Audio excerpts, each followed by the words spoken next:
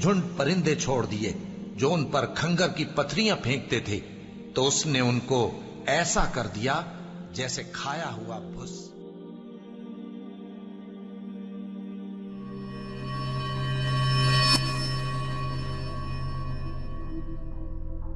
Abraha governor यानी हाकिम था यमन के शाह हबशा नजाशी की तरफ से। ये वो नजाशी नहीं था जिसके पास नबी सल्लल्लाहु अलैहि वसल्लम के सहाबा कराम ने हिजरत की, बल्कि उसके वालिद नजाशी ने यमन का कुछ हिस्सा फतह किया हुआ था, जो उसने अपना हाकिम भेजा हुआ था जिसका नाम अबरहा था।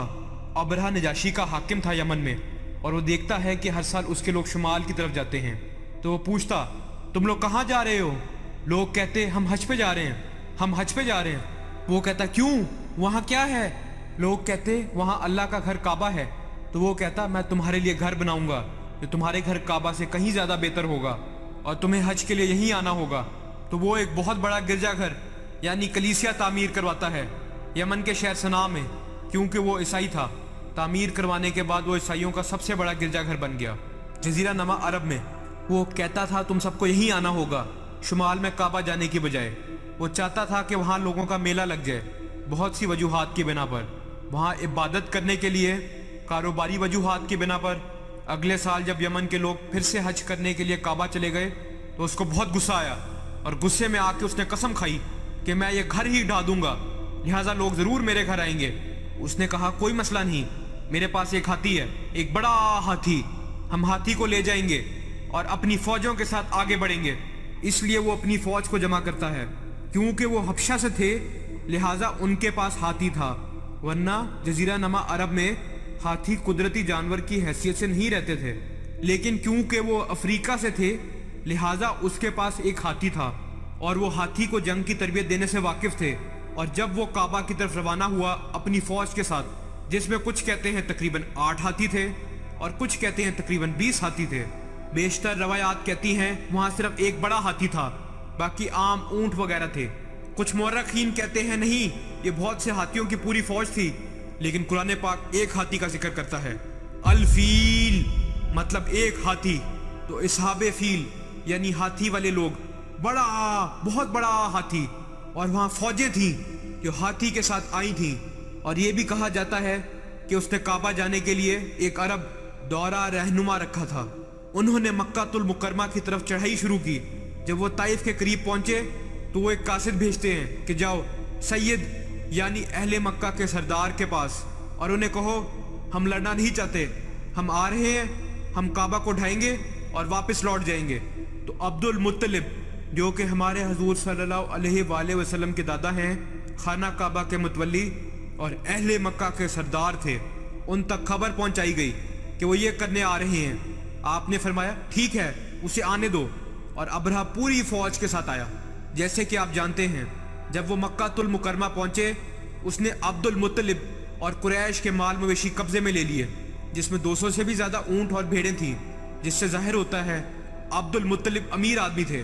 और अब्दुल मुत्तलिब ने उनके एक आदमी को फरमाया, अगर तुम काबा ढा सकते हो तो ढा के दिखाओ, लेकिन हमारे ऊंट हमें वापस चाहिए। तो वो आदमी आपको अबरहा के पास ले गया। अब्दुल मुत्तलिब की जबरदस्त शख्सियत थी। आप बहुत रोबदार और निहायत जसीम और बाशिकवा आदमी थे। आप इतनी रोबदार शख्सियत के मालिक थे कि आपको देखते ही पता चल जाता कि आप सरदार हैं। लिहाजा कहा जाता है, आप खैमे में दाखिल हुए तो अबरहा आपसे मुतासिर हो गया। इतने जसीम और खूबरू, वो आपकी ताज़ीम में अपनी कुर्सी से खड़ा हो गया। वो आपसे कहता है, मुझे आपसे कोई मसला नहीं, आप बस शहर से चले जाएं और मैं आपके घर को ढा दूंगा, और मुझे तुम लोगों से कोई मसला नहीं, जाती कुछ भी नहीं है, मैं सिर्फ आपकी इबादत गाह को ढाना चाहता हूँ। फिर अब्दुल मुत्तलिब ने फरमाया, मैं आपसे घर के बारे में बात करने नहीं आया हूँ, मैं आपसे काबा के बारे में बात करने नहीं आया, मैं आपसे अपने ऊँटों के बारे में बात करने आया हूँ। और तब अबरहा ने अब्दुल मुत्तलिब के लिए तमाम एहतराम खो दिया और उसने कहा कि मैं तुम्हारे मुकद्दस घर को ढाने आया हूँ और तुम मुझसे अपने ऊँटों के बारे में बात करने आए हो। अबरहा ने सोचा कि शायद अब्दुल मुत्तलिब अपने काबा के बारे में बहस करने वाले हैं और इसलिए वो आपकी ताज़ीम कर रहा था। और फिर जब आपने अपने ऊँटों का मुतालबा किया तो उसने कहा, मैंने आपके लिए तमाम एहतराम खो दिया। फिर अब्दुल मुत्तलिब ने ज़बरदस्त जवाब दिया जो दिल से सुनने वाला है। अब्दुल मुत्तलिब ने फरमाया, काबे के एक मालिक हैं, جو اس کی حفاظت فرمائیں گے، اور اونٹوں کا مالک میں ہوں تو ان کی حفاظت کا ذمہ میرا ہے۔ عبد المطلب کے جواب کی وجہ سے ابرہہ نے اونٹوں کو واپس کر دیا، اور پھر قریش نے شہر چھوڑ دیا اور پہاڑوں کی گھاٹیوں اور چوٹیوں پہ پناہ گزیر ہو گئے۔ بہت دعا کرنے کے بعد عبد المطلب کعبہ کا طواف کرتے ہیں۔ اس کے بعد عبد المطلب کعبے کا دروازہ پکڑ کر اللہ سے التجا کر رہے ہیں کہ او اللہ، ہم اس فوج سے نہیں لڑ سکتے، وہ ہمارے سے بہت مضبوط ہیں، ان کے پاس ہاتھی ہے اور ہزاروں آدمی ہیں، آپ ہماری مدد کریں، آپ اس کی حفاظت فرمائیں۔ پھر یہ لوگ کعبہ کی طرف بڑھنے لگے۔ ہاتھی نے مزید چلنے سے انکار کر دیا، ہاتھی رک گیا۔ حیران کن بات ہے، انہوں نے اسے مارنا شروع کیا، ہاتھی مزید نہیں چلا۔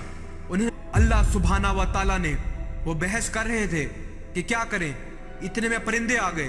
وہ دیکھتے ہیں پرندے جو پتہ نہیں آسمان میں کہاں سے آئے۔ ان پرندوں میں سے ہر ایک کے پاس 3 کنکر کی پتھریاں تھیں، ہر کنکر کی پتھری بہت چھوٹی تھی، چھوٹی چھوٹی کنکریاں مٹی سے بنی ہوئی، اور بہت اونچائیوں سے جب ابابیل کے اس لشکر نے ابرہہ کی فوجوں پہ زور سے سنگ باری کی اور کنکریاں اتنی زور سے نیچے آئیں، آج ہم گریوٹی کے بارے میں پڑھتے ہیں اور بے شمار چیزوں کے بارے میں۔ واللہ اگر آپ سورہ فیل کی اس تشریح پر نگاہ ڈالیں تو آپ سمجھ جائیں گے، جب اتنی اونچائیوں سے کنکریاں گرائی گئیں تو کنکریاں ان لوگوں کے جسم کو چیرتے ہوئے زمین پہ گرتی اور انہیں موقع پہ ہی ہلاک کر دیتی، اور لوگ دیکھ رہے تھے۔ اللہ اکبر! کیا عبد المطلب نے کہا نہیں تھا کہ کعبے کے ایک مالک ہیں جو اس کی حفاظت فرمائیں گے؟ تمہیں یاد رکھنا ہوگا کہ اس دن سے لے کے آج تک کعبہ کی حفاظت اللہ سبحانہ و تعالیٰ فرما رہے ہیں، تو یہ عذاب اللہ سبحانہ و تعالیٰ کا بھیجا ہوا تھا۔